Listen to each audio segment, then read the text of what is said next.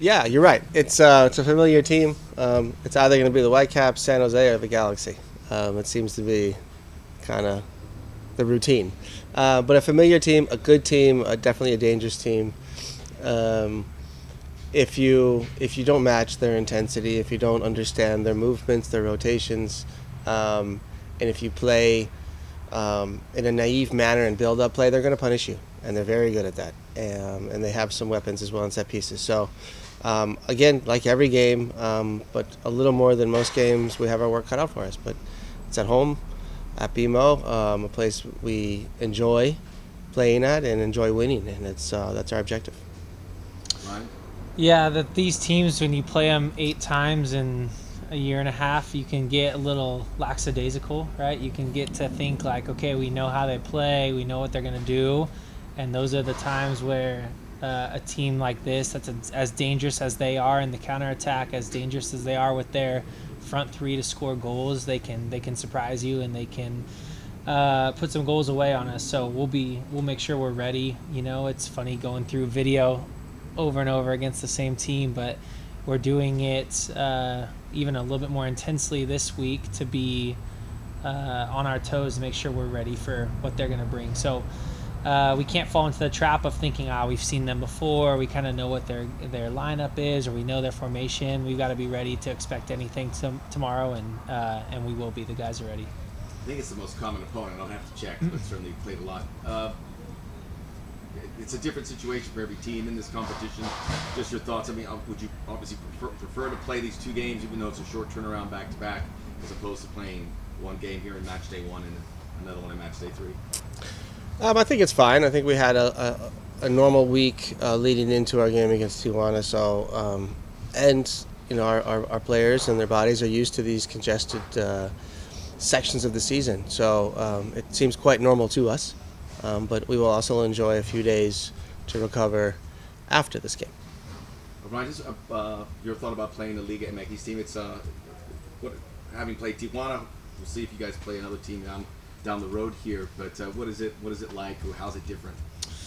Yeah, they've got a different style. Every league has its own kind of DNA that they have. The MLS has its own DNA. Liga MX has its own DNA. So you see a little bit of that in these teams. A little bit more video to get to know these teams and be aware of these teams.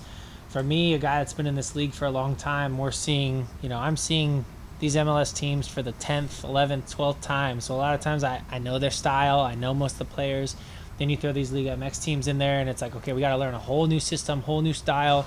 You have to watch individual videos, see how these guys are individually going to attack. So that sort of throws a new wrinkle into it, where you're just not. We don't have a lot of time watching these other teams. So and then of course the quality is there, and the ability for them to be dangerous and come into BMO and take 3 points from us is always there. So I think it's a good tournament. I think that we've got a good squad ready to win this thing, and I think kind of what we've said from the start is any tournament we're going to enter into, we're going to try to win, and this is another step in that journey.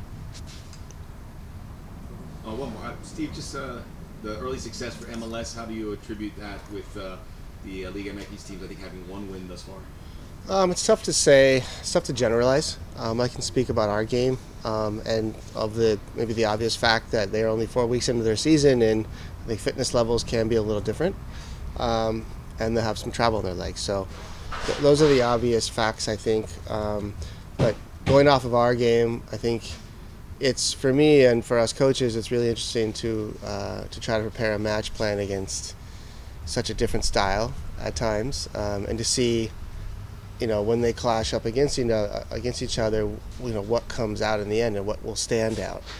I think we were pretty clear before our game against Tijuana that we liked our chances in transition, and that turned out to be the moments in the game that went our way. But not every match will go that way, and I think it's going to be interesting to face another Liga MX team to see what vulnerabilities they have, but also which we have that they can exploit. And so it's in some ways it's also a great test to see where we need to improve. So I'm really looking forward to another match against another Liga MX team, hopefully it ends successful for us, obviously. Good stuff. Thank you, Coach. Thank you, Ryan. Thank you, Max. We are going to Zoom. We're going to go ahead with Josh. Go ahead, Josh.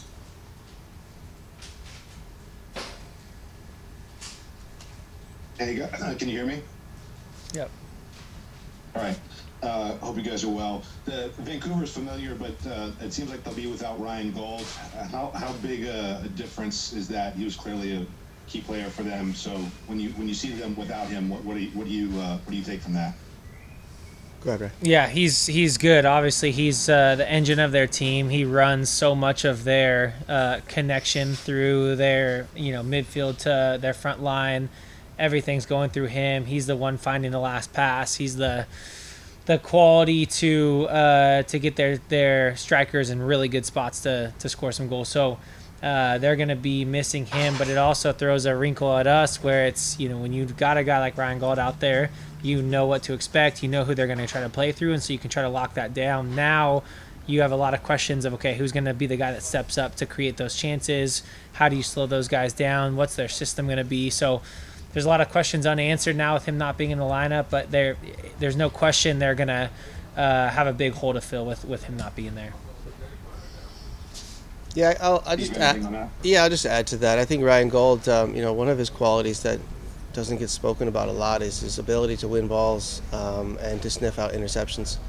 He's quite clever and quite good defensively, which is for their offensive game extremely important. And so it does take from them, but as Ryan correctly pointed out, there is sort of the X factor now. We don't really know where and how, and so knowing Vanny, he'll try to use that to his advantage, and I'm looking forward to see his solutions. You guys are officially introducing Olivier Giroud on the 1st. Has he been into the training center? Have you seen him at all? We have a giant picture hanging up in the lobby, so we see him every morning. No, I'm kidding. I know sarcasm doesn't go very well in the media, but I'm completely kidding everybody. No, he's not here yet, but it should be very, very shortly, and you'll see him on Thursday. See him Thursday. All right, thank you, guys. Thank you, Josh. And we are going on to Cal. Cal, go ahead. Hey guys, thanks for taking the time. Just two quick ones from me. Firstly, for both of you, kind of the Leagues Cup format and how it goes straight to penalties, no extra time, no draws. Just kind of wanted to get your and then what you guys like most about, I know you've spoken about it a little bit, playing against Liga MX teams and kind of the rivalry that's growing there.